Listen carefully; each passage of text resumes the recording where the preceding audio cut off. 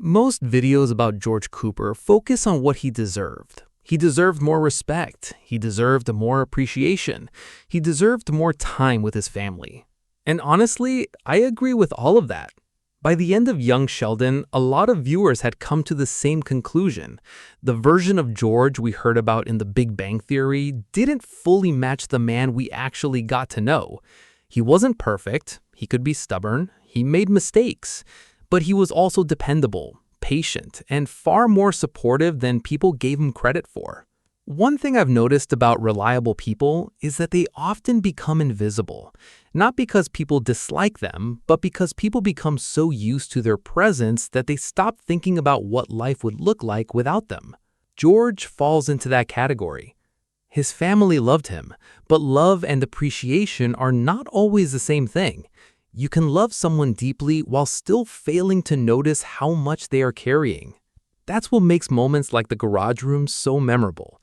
On the surface, it's a funny scene. George creates a small space for himself where he can sit alone, watch television, and have a little peace and quiet.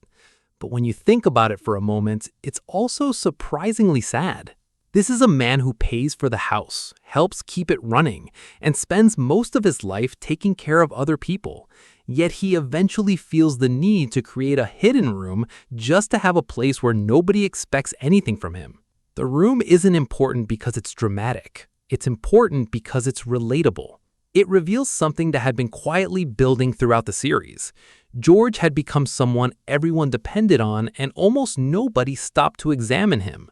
And that's where my perspective starts to differ from a lot of other discussions about his character. Because here's the question I keep coming back to.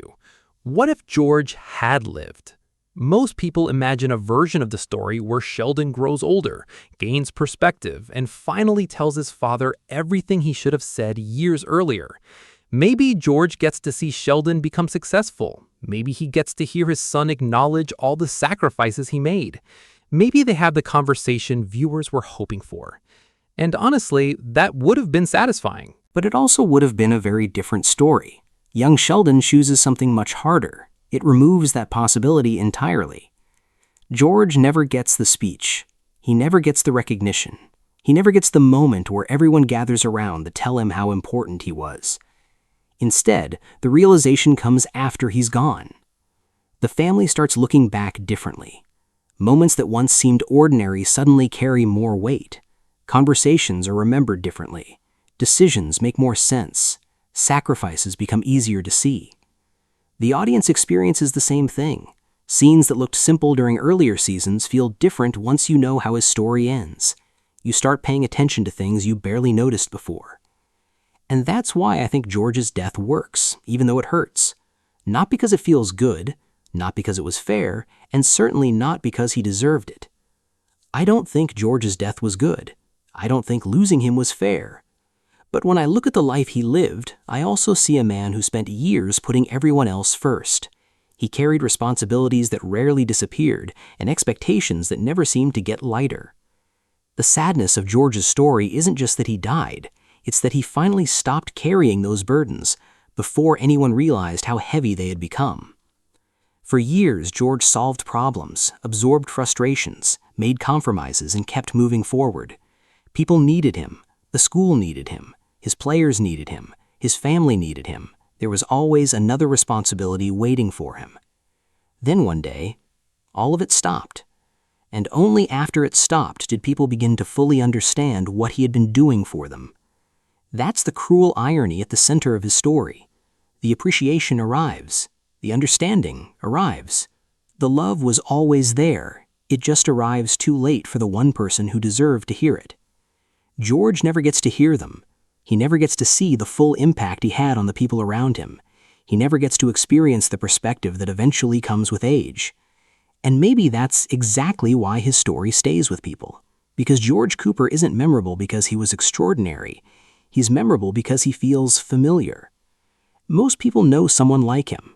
Someone who quietly carries more responsibility than anyone realizes. Someone who keeps showing up even when life becomes difficult. Someone whose contributions become most visible only after they're gone. What stays with me about George isn't the moment he dies, it's everything that becomes visible afterward. The way people begin talking about him differently. The way old memories gain new meaning. The way the audience starts noticing things that were there all along.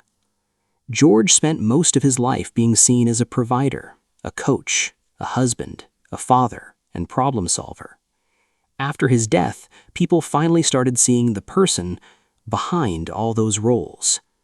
That's what makes his story tragic, but it's also what makes it powerful. The recognition comes. The understanding comes. The love was always there.